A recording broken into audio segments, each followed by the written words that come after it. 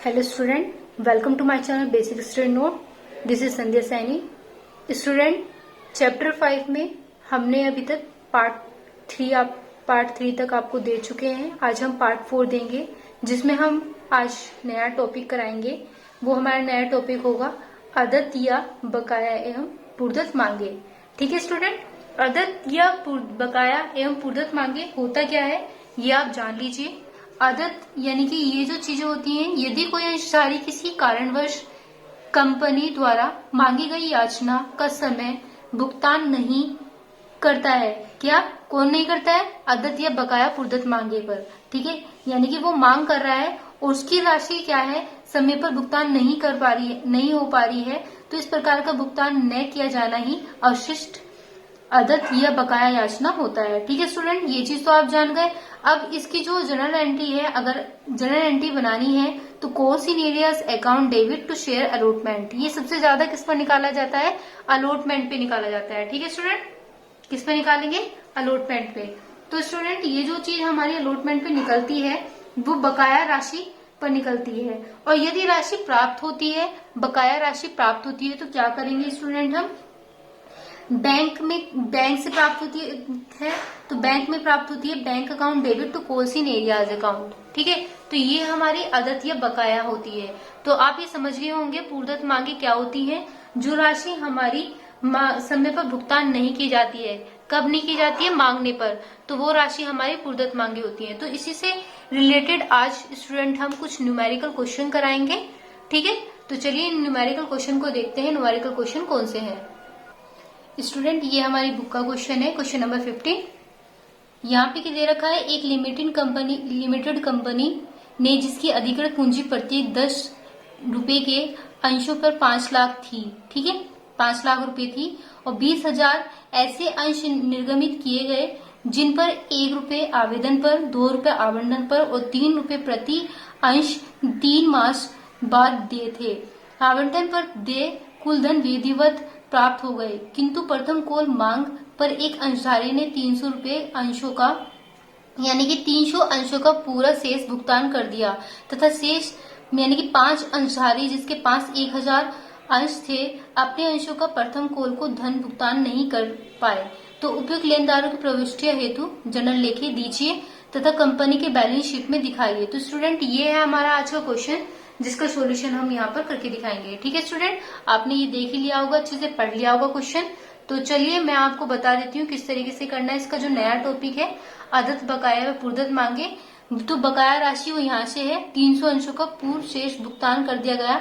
ठीक है, प्रथम कॉल पर। फिर उसके बाद में 1000 अंश दे रखे हैं, प्रथम कॉल पर ही धन का भुगतान नहीं किया गया। तो ये चीजें मैं आपको बताऊंगी आज की इसमें। ठीक है स्टूडेंट, चलिए देखते हैं।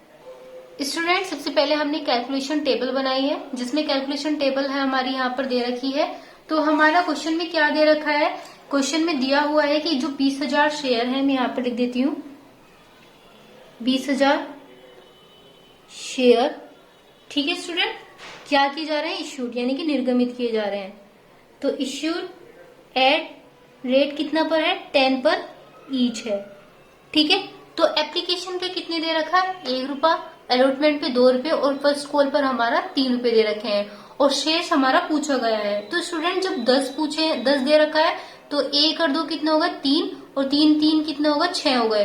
तो बचा हुआ कितना होगा हमारा? 4 होगा। ठीक है स्टूडेंट, इतना आपको समझ में आ गया होगा। तो 20,000 तो सिंपल सी बात है, 20,000 की मल्टीप्लाई 1 में करेंगे तो कितना आ जाएगा? 20,000। 20,000 दूनी 40,000, 20,000 तिया 60,000। ठीक है स्टूडेंट, अब स्टूडेंट हमारा ये तो लिखा गया, अब हम इसकी भी मल्टीप्लाई कर सकते हैं। 20,000 चौका कितना होगा? यानी कि 4 की मल्टीप्लाई करेंगे तो कितना हो जाएगा? 80,000 हो जाएगा। स्टूडेंट, ये था हमारा। फिर उसके बाद में मैंने अभी आपको क्वेश्चन में बताया था, क्या बताया था कि जो 300 रुपए है अंशों का पूरा शेष भुगतान कर दिया गया। ठीक है, किस पर? फर्स्ट कॉल पर। तो मैं यहाँ पर 300 रुपए लिख देती हूँ, यानी कि 300 किस शेयर्स है, यहाँ पर मैंने शेयर लिख दिया। ठीक है, तो 300 शेयर्स थे हमारे, कितने थे? किस पर बोला है? फर्स्ट कॉल पर बोला है। तो 3 तिया कितने हो गए हमारे? 9 हो गए। ठीक है, लेकिन हम किस पे निकालेंगे? बची हुई शेष धनराशि पर, यानी कि 4 पर निकालेंगे। तो 312, क्योंकि हमारा बुक में यही पूछा है। ठीक है, पूरे शेष भुगतान पर पूछा है, तो पूरा शेष भुगतान यानी कि बचा हुआ शेष भुगतान क्या था हमारा, 4 था। स्टूडेंट आगे क्या दे रखा है, 5 अंशधारी जिसके पास 1000 अंश से अपने अंशों का प्रथम कोल धन का भुगतान नहीं कर पाया है। तो स्टूडेंट जो 1000 शेयर से, ठीक है, 1000 शेयर से, ये भी मैं आपको बता दूं, वो फर्स्ट कॉल पर बोला गया है, ना कि शेष भुगतान पर। तो शेष भुगतान तो हमारा 4 है, और जो हमारा धनराशि है यानी कि जो हमसे पूछी गई है 1000 अंश जो पूछे गए हैं प्रथम कॉल के धन के भुगतान पर पूछे गए हैं, तो 1000 की मल्टीप्लाई किसमें करेंगे, 3000 में करेंगे। तो स्टूडेंट ये तो आपने देख ही लिया होगा, ठीक है, इतना आपको समझ में आ भी गया होगा। तो स्टूडेंट अब हम इसका टोटल भी यहाँ पे लिख देते हैं, कितना आएगा यहाँ पे कुछ नहीं दे रखा है तो 20,000 ही आएगा, यहाँ पे भी कुछ नहीं दे रखा है तो 40,000 जो ऊपर अमाउंट दे रखी है वही लिखेंगे। अब 8 और 6 14 इन दोनों को जोड़ देंगे, और जो 1200 और 3000 है इसका पूरा शेष भुगतान करा है और इसका भी करा है, इसका हमारे फर्स्ट कॉल पर करा है, तो इन दोनों को ऐड करके इस 8 और 6 14 यानी कि 1,40,000 में से घटा देंगे। तो स्टूडेंट हमारा जो घटाकर आया वो कितना है, 1,35,800। चलिए करते हैं। अब इसके बाद में क्वेश्चन में क्या पूछा है, जनरल लेखे कीजिए। सबसे पहले हम जनरल लेखे बनाएंगे, उसके बाद में हम क्या करेंगे, कैश बुक बनाएंगे, तब जाकर के बैलेंस शीट बनेगी। हमसे क्वेश्चन में जो पूछा गया हम सबसे पहले वही बनाते हैं, जनरल एंट्री। ठीक है स्टूडेंट, अब आपने कैलकुलेशन टेबल तो देख ही ली है। कैलकुलेशन टेबल में एप्लीकेशन 20,000, अलॉटमेंट 40,000, फर्स्ट कॉल कितने पे दे रखी है, 60,000 पर, ना कि आप 80,000 पर लिखेंगे। ठीक है स्टूडेंट, चलिए करते हैं। सबसे पहले हमारा क्या दे रखा है, एप्लीकेशन। तो स्टूडेंट एप्लीकेशन हम जो एंट्री मैंने आपको बताई थी, कैसे बताई थी, share application account debit to share capital. ठीक है स्टूडेंट, इसकी नरेशन भी बना लेंगे, being share application money transfer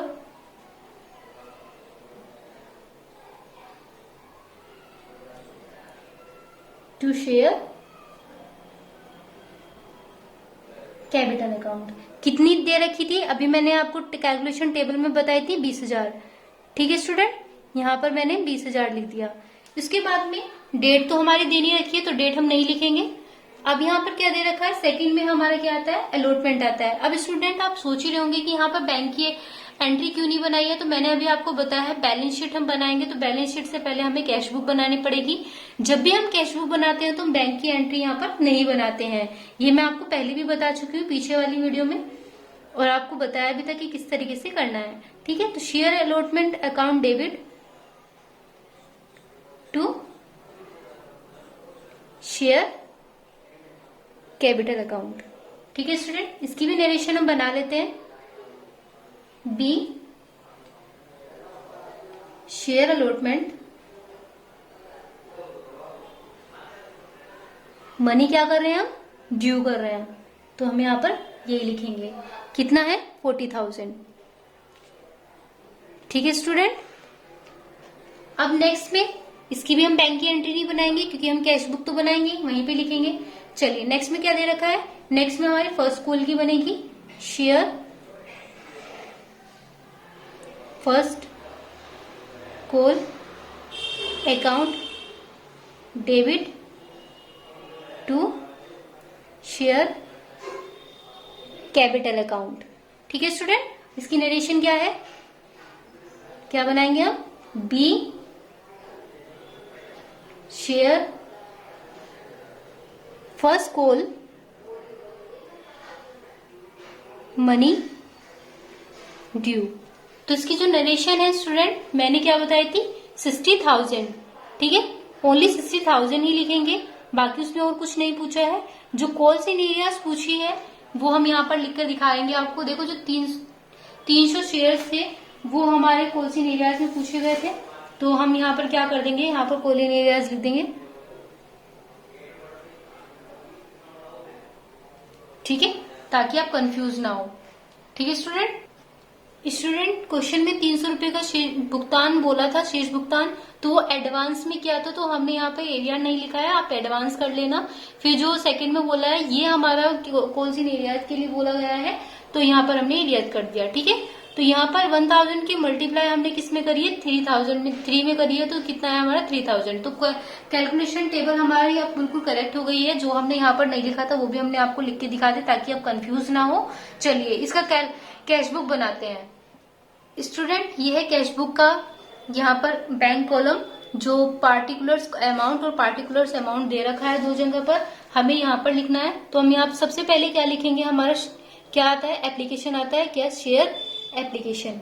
ठीक है स्टूडेंट, एप्लीकेशन अकाउंट कितनी थी स्टूडेंट, हमारी 20,000 की थी। ये तो आपको पता ही है कि हमारा कैसे कैसे आया। चलिए अगर नहीं पता है तो फिर बता देते हैं। जो 20,000 शेयर्स थे, 20,000 शेयर्स थे, उस पे हमने एट रेट कितने पर करा था, 1 ईच पर करा था। ठीक है, फिर उसके बाद में स्टूडेंट हमारा क्या दे रखा था, शेयर अलॉटमेंट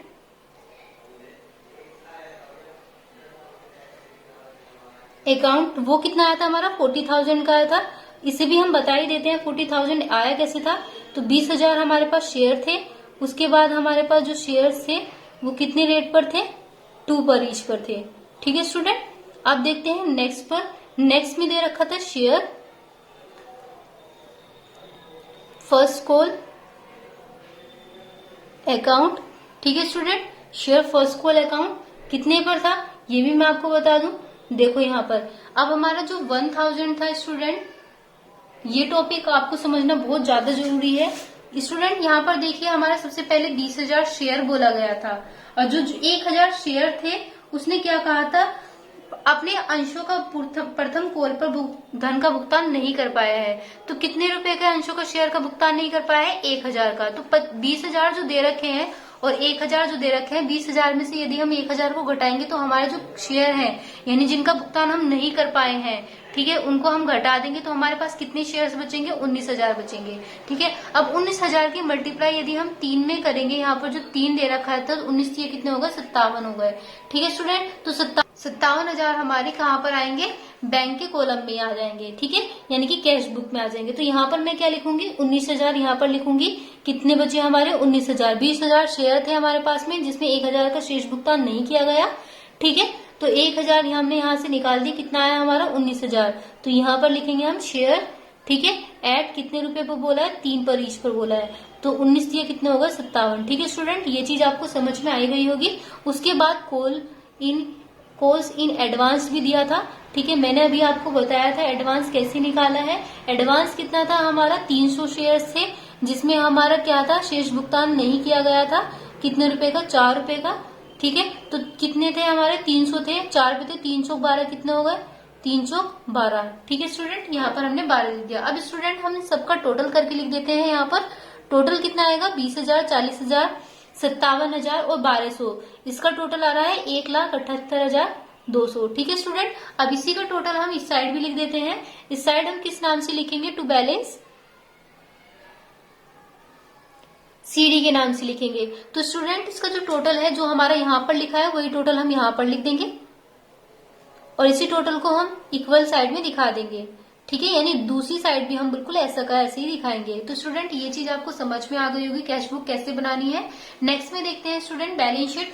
अब बैलेंस शीट सबसे मेन है, ठीक है, क्योंकि कैश बुक से पहले बैलेंस शीट से पहले हमें कैश बुक बनानी पड़ती है, तभी हम बैलेंस शीट बना सकते हैं। ठीक है, इतना मैंने आपको बताया था। जिस क्वेश्चन में बैलेंस शीट पूछी जाए उस क्वेश्चन में हम कैश बुक जरूर बनाएंगे। सबसे पहले क्या आता है स्टूडेंट, हमारा ऑथोराइज कैपिटल आता है। ठीक है, तो हम यहाँ पर ऑथोराइज कैपिटल लिख देंगे।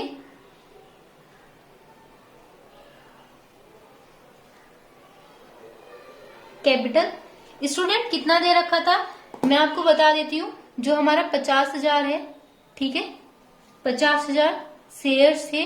अब ये शेयर्स भी मैं आपको दिखाऊंगी, ठीक है, कहाँ से आए हैं।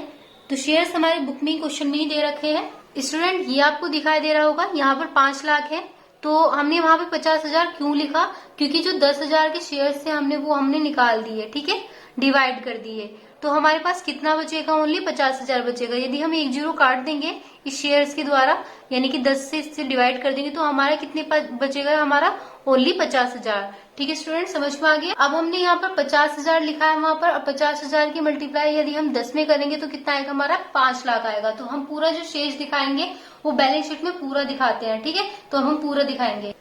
50,000 शेयर से 10% तक कितना आया हमारा, 5 लाख। ठीक है स्टूडेंट, चलिए नेक्स्ट में क्या दे रखा है, नेक्स्ट के बाद में आता है इशू। अब हम इश्यू कर रहे हैं और सब्सक्राइब भी करेंगे, subscribe capital.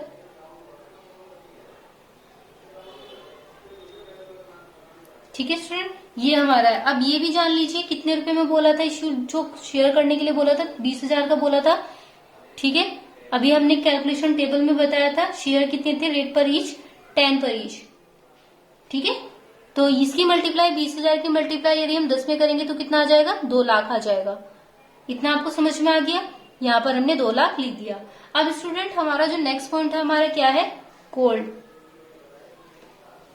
Up and paid up capital. ठीक है स्टूडेंट, अब कोल्ड एंड पेड अप भी हमारा कितना था, 20,000 का शेयर था। ये ध्यान से सुनते रहिए और देखते रहिए क्या करना है। यहाँ पर शेयर था, अब एट है रेट। अब स्टूडेंट मैं ये भी आपको समझा देती हूँ कैसे।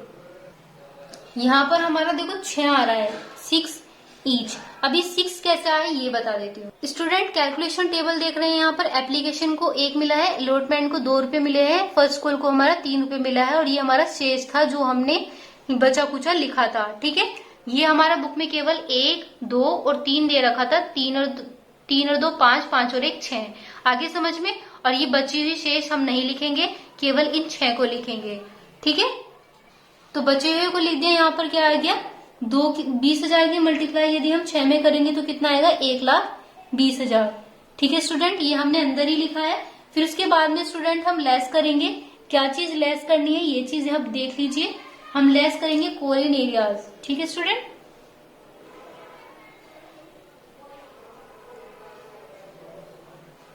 एरियर कितना दे रखा था, 3,000 का। मैंने अभी वहां पे कैलकुलेशन टेबल में दिखाया था। ठीक है, अब 1,20,000 में से हम 3,000 को घटा देंगे तो कितना आ जाएगा हमारा, 1,17,000। ठीक है, अब कोल इन एडवांस भी हम यहाँ पर लिख देंगे। जो हमारा बचा हुआ है वो कितना है, हमारा कितना आया था, 1,200 आया था। ठीक है स्टूडेंट, इतना आपको समझ में आया। अब 1,200 आया था, सिंपल सी बात है। 1,17,000 को हम इसमें से क्या कर देंगे, 1,12,000 को हम ऐड कर देंगे 1,17,000 को। इन दोनों को जब ऐड करेंगे तो ऐड करने के बाद में स्टूडेंट हमारा आ रहा है 1,18,200। अब स्टूडेंट ये जो चीज हमारी आई है, यानी कि केवल नीचे वाले अमाउंट को ही हम इस साइड शो करेंगे। तो इस साइड किस नाम से शो करेंगे, कैश एट बैंक से। ठीक है, किसके नाम से करेंगे, कैश एट बैंक के नाम से करेंगे। तो कैश एट बैंक कितना है हमारा, 1,18,200। ठीक है स्टूडेंट, अब 1,18,200 मैंने यहाँ पर लिख दिया है। ठीक है, अब हमारा दोनों साइड का इक्वल आंसर आ गया है। स्टूडेंट आपको समझ में आया ये चीज। पूरा क्वेश्चन बिल्कुल बहुत आसान था। जितना ज्यादा आप इसकी प्रैक्टिस करोगे उतना ज्यादा आपको ये आसान लगेगा। चलिए देखते हैं नेक्स्ट क्वेश्चन हमारा क्या है। नेक्स्ट क्वेश्चन को भी कर लेते हैं। स्टूडेंट ये हमारा नेक्स्ट क्वेश्चन है, क्वेश्चन नंबर 16, जो हम अब फिर से कराएंगे। अगला क्वेश्चन जो है हमारा, चलिए देखते हैं इस क्वेश्चन में क्या दे रखा है। एक परिमित दायित्व वाली कंपनी की अधिकृत पूंजी 10 रुपए वाले 25,000 अंशों में विभक्त थी। 20,000 अंशों का निर्गमन किया, जिन पर 1 रुपये 25 पैसे, ठीक है, आवेदन पत्र के रूप में, 1 रुपये 25 पैसे आवंटन के रूप में, और 2 रुपये 50 पैसे 3 महीने के बाद शेष आवश्यकता अनुसार दे थे। आवंटन पर कुल रकम प्राप्त हो गई, परंतु जब 2 रुपये 50 पैसे यहाँ पर दे रखा है याचना पर मांगा गया तो अंसारी क्या किया, जिसके पास 250 अंश थे देने में असमर्थ रहा, और दूसरा अंसारी जिसके पास 200 थे अंशों की पूरी रकम का भुगतान कर दिया। अब आपको दिखाई दे रहा होगा जो असमर्थ रहा है वो हमारा कोल इन एरियाज में आ रहा है और जो एडवांस में भुगतान कर रहा है कोल इन एडवांस में आ जाएगा। ठीक है स्टूडेंट, अब ये चीज आप देख ही रहे होंगे, पूरा क्वेश्चन आपने अच्छे से पढ़ लिया होगा, देख लिया होगा। स्टूडेंट जब भी हम कुछ चीज करते हैं तो ये जो 10 दे रखा है, सबसे पहले हम इन सबको जोड़ करके देखते हैं कि क्या हमारा ये सब हमारा 10 आ रहा है, नहीं आ रहा है, और नहीं आ रहा है तो वो हमारा शेष आवश्यकता अनुसार में आ जाएगा, यानी शेष बचे कुचे में आ जाएगा। ठीक है स्टूडेंट, इसको जोड़ेंगे, इसको जोड़ेंगे, इन तीनों को जोड़ करके 10 में से घटाएंगे, जो शेष बचा हुआ आएगा वो उस नाम से आएगा, फाइनल कोल के नाम से या फिर सेकंड कोल के नाम से। ठीक है स्टूडेंट, चलिए देखते हैं नेक्स्ट, इस क्वेश्चन का सॉल्यूशन करते हैं। तो स्टूडेंट ये है कैलकुलेशन टेबल, जिसमें हमने application, allotment, first call and second and final call लिखा हुआ है। ठीक है, इसमें सबसे पहले उसने क्वेश्चन में दे रखा था 20,000 शेयर। ठीक है स्टूडेंट, 20,000 शेयर से जो इश्यूड किए गए थे, ठीक है, निर्गमित किए गए थे, कितने रुपए पर? 10 पर ईच पर। ठीक है स्टूडेंट, 10 पर ईच पर। अब ये भी मैं आपको बता दूं क्या क्या दे रखा था इसमें, किस पर? एप्लीकेशन पर। ठीक है, एप्लीकेशन पर 1 पॉइंट यानी कि 1 रुपया 25 पैसे, इस पे भी 1 रुपया 25 पैसे, इस पे 2 रुपये 50 पैसे, और इस पे जो बचा कुचा है इन तीनों को जोड़ेंगे, तो जोड़ने के बाद 2, 3, 4 और 1 5, यानी कि जो बचा कुचा है 10 था, तो 10 में से 5 घटाएंगे तो हमारा क्या फाइनल बचा? हमारा 5 बचा है। ठीक है स्टूडेंट, अब हम इसकी मल्टीप्लाई कर देते हैं। 20,000 की मल्टीप्लाई 1 रुपये 25 में करेंगे, 25 पैसे में करेंगे तो कितना आ जाएगा? 25,000 आ जाएगा। ठीक है, ऐसी सेम टू सेम यहाँ पर डिजिट दिखा रखी है, तो ये भी हमारा कितना हो जाएगा? 25,000 हो जाएगा। ठीक है, मल्टीप्लाई यानी कि गुणा करते चले जाएंगे, फिर उसके बाद में 20,000 की मल्टीप्लाई इसमें करेंगे तो कितना आ जाएगा? हमारा 50,000 आ जाएगा। फिर उसके बाद में 20,000 की मल्टीप्लाई 5 में करेंगे तो कितना आ जाएगा? 1 लाख आएगा। ठीक है स्टूडेंट, इतना आपको समझ में आ गया होगा। चलिए देखते हैं नेक्स्ट में क्या दे रखा है। 200 रुपए शेयर से, ठीक है, 200 रुपए शेयर किए गए थे, किस पर? कोल इन एरियर पर। तो ये 200 रुपए किस पे शेयर किए गए थे? इस पे किए गए थे। अब 200 की मल्टीप्लाई यदि हम इसमें करेंगे, यानी कि फर्स्ट कोल पे बोला था, तो फर्स्ट कोल पे कितना आएगा? 625 आएगा, तो ये हमारा घटाया जाएगा। ठीक है स्टूडेंट, फिर से उसने नेक्स्ट में भी बोला है 200 रुपए शेयर फिर करे गए हैं। ठीक है, लेकिन इस बार कोल इन एडवांस के नाम पर किए गए हैं और फाइनल शेष आवश्यकता अनुसार पर बोला गया था। ठीक है, तो कोल इन एडवांस। स्टूडेंट जब हम सेकंड कॉल पर हम 5 की मल्टीप्लाई यानी कि 200 की मल्टीप्लाई 5 में करेंगे तो कितना आ जाएगा? 1000 आएगा। इतना आपको समझ में आ गया होगा। ठीक है स्टूडेंट, अब 1000 आया है तो 1000 को हम यहाँ पे कोष्ट में कर दिया है। चलिए अब इनको जोड़ के देख लेते हैं, क्योंकि कैलकुलेशन टेबल अब हमारी पूरी होने जा रही है, सिर्फ हमें जोड़ना है और घटाना है, क्या आना है। ठीक है, 25,000 की मल्टीप्लाई यदि हम 25,000 की मल्टीप्लाई कुछ नहीं करना है, केवल टोटल करना है। 25,000 का 25,000 ही आना है। फिर यहाँ पर दे रखा है कुछ भी अमाउंट नीचे नहीं है तो हम 25,000 लिखेंगे। अब 50,000 है स्टूडेंट, 50,000 में से यदि हम 625 घटाएंगे तो स्टूडेंट हमारा कितना आ रहा है? 29,375 निकल करके आएगा। अब 1 लाख में से 1,000 घटाएंगे तो स्टूडेंट हमारा कितना आएगा? 99,000।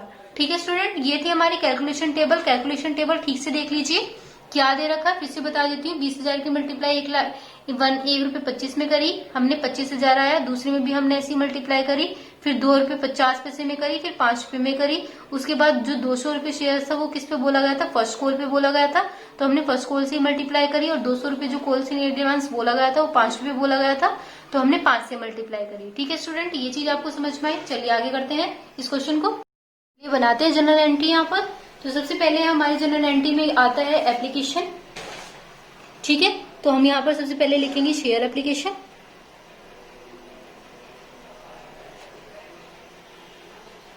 Account debit to share capital account. ठीक है स्टूडेंट, उसके बाद में हम नरेशन भी बनाएंगे। बीइंग एप्लीकेशन मनी, क्या कर रहे हैं हम? ट्रांसफर कर रहे हैं, ट्रांसफर टू किसमें कर रहे हैं? शेयर कैपिटल में। कितनी आई थी स्टूडेंट हमारी? 25,000 आई थी। ठीक है स्टूडेंट, इसमें हम बैंक की एंट्री नहीं बनाएंगे क्योंकि इसमें हमसे बैलेंस शीट पूछी गई है और बैलेंस शीट से पहले हम क्या बनाते हैं, कैश बुक बनाते हैं। तो कैश बुक में हमारी बैंक की एंट्री आ जाएगी। ठीक है, चलिए नेक्स्ट में आता है हमारा share allotment account debit to share capital account. ठीक है, नेक्स्ट में क्या है हमारा, the allotment money due on 20,000 share. कितने थे स्टूडेंट, 20,000 शेयर्स। कितने रुपए पर था, ₹1.25 पर शेयर था। ठीक है स्टूडेंट, अब इसकी मल्टीप्लाई जब हम इसमें करी थी तो कितना आया था, ये भी हमारा 25,000 आया था। हम यहाँ पर भी 25,000 लिख देंगे। नेक्स्ट में था हमारा शेयर फर्स्ट कॉल। तो share first call account debit to share capital account. ठीक है स्टूडेंट, अब क्या करेंगे, हम इसकी नरेशन बना देंगे। नरेशन क्या होगी हमारी, be share first call money due on 20,000 share. कितने थे हमारे, 20,000 शेयर थे और कितने रुपए पर बोला था, गया था ₹2.50 पर शेयर पर। यह भी हमने कैलकुलेशन टेबल में बताया था। इसकी मल्टीप्लाई जब हम इसमें करी थी तो हमारा कितना आया था, 50,000। ठीक है स्टूडेंट, हमने यहाँ पर 50,000 लिख दिया। इतना समझ में आया आप सभी को। चलिए अब बनाएंगे हम कैश बुक। कैश बुक में हमारे वही 2 कॉलम्स होते हैं, 2 पार्टिकुलर्स के और 2 अमाउंट के होते हैं। ठीक है, एक साइड डेबिट दूसरी साइड क्रेडिट। चलिए करते हैं। तो यहाँ पर हमारा दे रखा है, सबसे पहले हम क्या लिखेंगे, एप्लीकेशन, क्योंकि एप्लीकेशन ही हमारी दे रखी थी। तो हम सबसे पहले क्या लिखेंगे, एप्लीकेशन। एप्लीकेशन सबसे पहले हम यहाँ पर शेयर लिख लेते हैं। ठीक है, शेयर मैंने शॉर्ट में लिख दिया, यहाँ पे जगह नहीं थी। तो शेयर एप्लीकेशन अकाउंट डेबिट कितना आया था स्टूडेंट, 25,000। फिर दूसरे में भी हमारा क्या है, शेयर अलॉटमेंट था। तो शेयर अलॉटमेंट लिखेंगे, कितना आ रहा था स्टूडेंट, ये हमारा 25,000 आ रहा था। उसके बाद में student to share first call दे रखा था, तो फर्स्ट कॉल हम यहाँ पर लिख देंगे। ठीक है स्टूडेंट, फर्स्ट कॉल। अब मैं स्टूडेंट यहाँ पर बता देती हूँ, यहाँ पर आप कैलकुलेशन टेबल देख रहे हैं क्वेश्चन नंबर 16 की ही। तो इसमें हमारा 50,000 आया था, लेकिन जो बैंक की एंट्री आएगी वो क्या लिखेंगे, उसमें हम अमाउंट लिखेंगे 49,375। क्यों लिखेंगे, क्योंकि 625 हमारी कॉल इन एरियार्ड थी। ठीक है, तो जो कॉल्स इन एरियार्ड थी तो वो हम यहाँ पर लिख देंगे। ठीक है स्टूडेंट, कितनी लिखेंगे, 49,375। उसके बाद में स्टूडेंट हम यहाँ पर क्या लिखेंगे, कॉल्स इन एडवांस। ठीक है, एरियाज इसमें हम नहीं लिखेंगे, बैलेंस शीट में लिखेंगे। ठीक है, तो कितना था हमारा, 1,000 आया था। तो स्टूडेंट ये थी हमारी कैश बुक। कैश बुक का अब हम टोटल करेंगे। ठीक है, चलिए टोटल करते हैं। 25,000, 49,375 और 1,000। तो ये कितना बैठा, 1,03,75। स्टूडेंट जब हम इस साइड लिखेंगे वो क्या किस नाम से लिखेंगे, बाय बैलेंस सीडी के नाम से। तो कितना आएगा, यही आएगा 1,03,75। और इस 1,03,75 को हम कहाँ लिख देंगे, नीचे भी हम 1,03,75 लिखेंगे, क्योंकि यहाँ पर कोई अमाउंट नहीं है, यहाँ पर 1,03,75 आ गया। स्टूडेंट अब हम बैलेंस शीट बनाएंगे। ठीक है, ये थी हमारी कैश बुक। नेक्स्ट में बनेगी हमारी बैलेंस शीट, क्योंकि बैलेंस शीट से पहले हम कैश बुक बनाते हैं, वो हमारी बन चुकी है। अब बैलेंस शीट में स्टूडेंट हम क्या लिखेंगे, सबसे पहले ऑथोराइज कैपिटल, जो कि हमारा आता है। ठीक है, चलिए ऑथोराइज कैपिटल,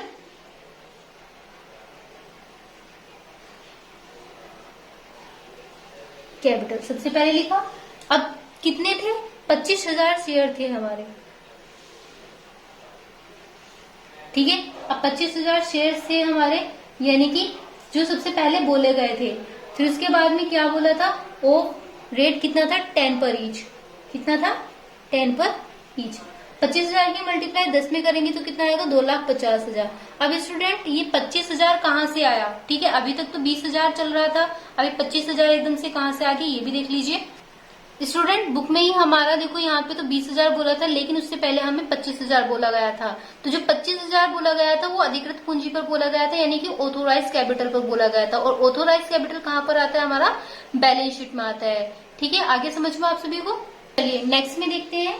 नेक्स्ट में हमारा क्या आएगा, ये तो हमने लिख दिया, 2,50,000 हमारा आ गया। ठीक है स्टूडेंट, 2,50,000 हमने यहाँ पे लिख दिया। उसके बाद में आता है इश्यूएंस सब्सक्राइब्ड कैपिटल।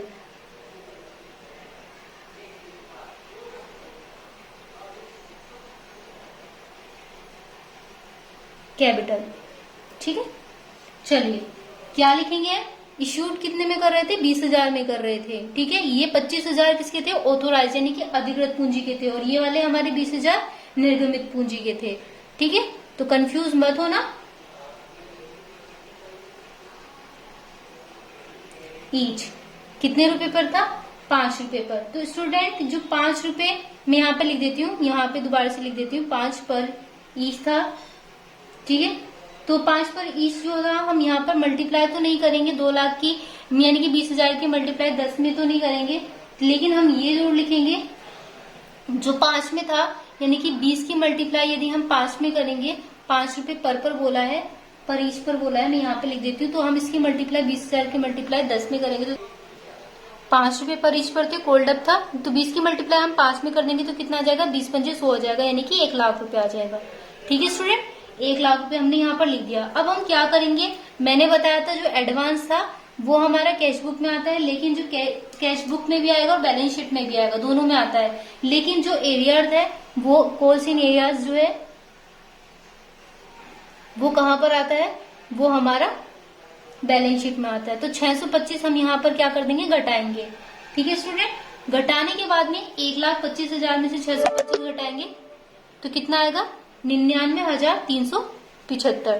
ठीक है स्टूडेंट, नेक्स्ट में क्या आएगा, कॉल्स इन एडवांस।